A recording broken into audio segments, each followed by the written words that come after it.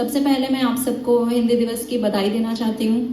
भारतीय होते हुए हिंदी हमारी मातृभाषा है, इस चीज़ पर हमें गर्व है और हम हर साल इस दिवस को मना रहे हैं। उसी दिवस के उपलक्ष्य में हम लोग यहाँ पर एकत्रित हुए हैं, तो मुझे आप सबको बधाई देते हुए बहुत गर्व है इस बात का।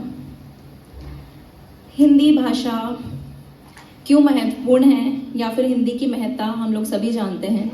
उसी के बारे में मैं जानते हुए या बताना चाहती हूँ आप सब लोगों के सामने। हमारे भारत में बहुत सारे लोग हैं जो हमेशा हिंदी में बात करते हैं।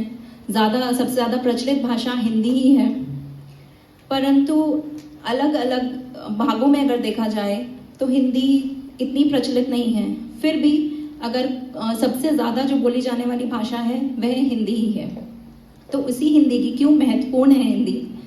जो दर्शन के छात्र हैं या आर्ट साइड जिसे हम बोलते हैं, वो सबसे ज़्यादा हिंदी ही पढ़ते हैं। उनके लिए हिंदी में बोलना, उनके हिंदी के दोहे याद करना या हिंदी में उनके लिए बहुत प्रभुत्व प्राप्त करना काफ़ी आसान होता है, क्योंकि उन्होंने अपने अध्ययन काल में वही हमेशा पढ़ा होता है। परंतु अगर मैं अपने दृष्टिकोण से बात करूं, हमेशा गणित, विज्ञान, तकनीकी, टेक्नोलॉजी की छात्रा होते हुए मुझे हिंदी से विशेष रुचि होने का महत्वपूर्ण कारण ही ये है कि हिंदी की विशाल शब्दकोश और उसका भाषा शैली। हिंदी भाषा में अगर आप विभत्स से विभत्स बात भी अपनी हिंदी भाषा में बोलें तो वह सुनने में बहुत मधुर लगती है। अपने इसी बात को दर्शाने के लिए मैं अपनी एक स्वरचित कविता से आपको प्रस्तुति देना चाहूँगी, तो शायद अब मेरी बात ज़्यादा आप लोगों तक पहुँच पाएगी कि मैं क्या कहना चाहती हूँ। मैंने अपनी कविता को शीर्षक दिया है, दुख तुम आओ अब स्वागत है। हम सभी लोग सुख के पीछे भागते हैं, हमेशा सुख की चाह करते हैं, दुख कोई नहीं पाना चाहता। परंतु इस कविता के द्वारा मैं ये बताना चाहती हूँ कि दुख के क्या क्या फायदे हैं। हृदय द्वार पर स्वप्न कलश रख, मुस्कानों की सजा रंगोली, कब से बैठी बाट निहारूं, दुख तुम आओ अब स्वागत है, दुख तुम आओ अब स्वागत है। कलश गिराना निर्मम होकर, हाँ हाँ मुझको बहुत रुलाना, कलश गिराना निर्मम होकर, हाँ हाँ मुझको बहुत रुलाना। आस पास के सब लोगों की मुझको सच्ची शक्ल दिखाना, अब के निर्णय हो ही जाए, कौन है अपना कौन पराया, इस दुनिया में अपना बनकर चलने का तो खूब चलन है। हृदय द्वार पर स्वप्न कलश रख, मुस्कानों की सजा रंगोली, कब से बैठी बाट निहारूं, दुख तुम आओ अब स्वागत है। और एक और अंतरा पढ़ना चाहूंगी जो मेरा पसंदीदा है। नहीं भोग पाई जो दुख को, पर पीड़ा कैसे समझूंगी। पर पीड़ा अर्थात दूसरों की पीड़ा। नहीं भोग पाई जो दुख को, पर पीड़ा कैसे समझूंगी। बिना अश्रुओं को ढुलकाए, मुस्कानों का मूल करूंगी।